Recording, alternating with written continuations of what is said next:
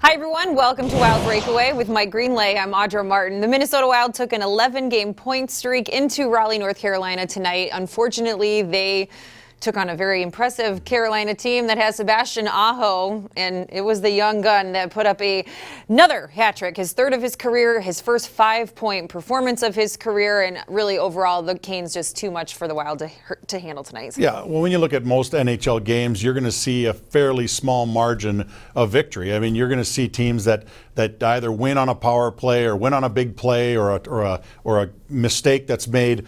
Now, this one was obviously a little bit different, but for the most part, when you don't play with your structure or you play away from the style of game that really suits you, you're going to find yourself on the wrong side of that margin. So Minnesota Wild, I think, found themselves in that situation. Obviously, missing a couple of key players didn't help the Minnesota Wild, and they're going to have to find that structure and find their game without two of their key players in Koivu and Spurgeon, because those guys play big minutes, they play big situations, and they do a good job at it. Now, whoever steps up into that role is going to have to figure out how they can add to the Minnesota Wild lineup. Now, the Wild have been able to rely on Matt Zuccarello here, and he's been very impressive. He had another goal here tonight, so he's got a goal in 3 straight, 10 points in his last 10 games.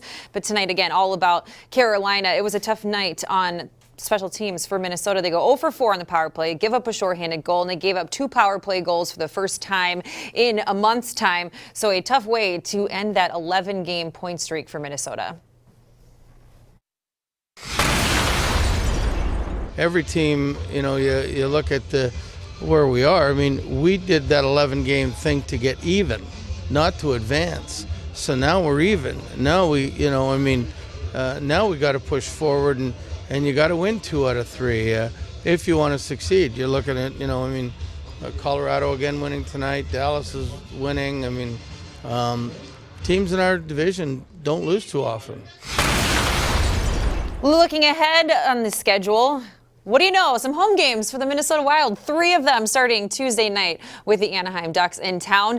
And then they will go back on the road for a 3-game road trip. But the good news is things will start to balance out here, playing more home games as we head into the new year. So up first, that meeting with the Anaheim Ducks. The Wild took game 1 of the 3-game series not too long ago. And the Ducks, a team that's really kind of struggling, a very beatable team. And so now the Wild just have to take advantage of the opportunity to start another point streak. Absolutely. Well, the Ducks are 2-4-2 in their last 8 games, so they haven't really been setting the league on fire by any means. And tomorrow afternoon, they do play the Winnipeg Jets, who, of course, won't give them an easy ride. So Minnesota Wild have to use the next couple of days here to feel healthy, to get rested. That's one thing that you do get at home as opposed to being on the road, is you get some better breaks, you get some more rest, and you have to use it wisely. So hopefully the Minnesota Wild are able to put something together here, because this is not only a 3-game homestand, it's the first 3-game homestand the Wild have had this season. They haven't had longer than 2 games in a row at home so far this year. Crazy. So hopefully they're able to use that to their advantage here, starting with the Anaheim Ducks. Crazy to think, but yeah, the Wild have been playing great hockey at home, so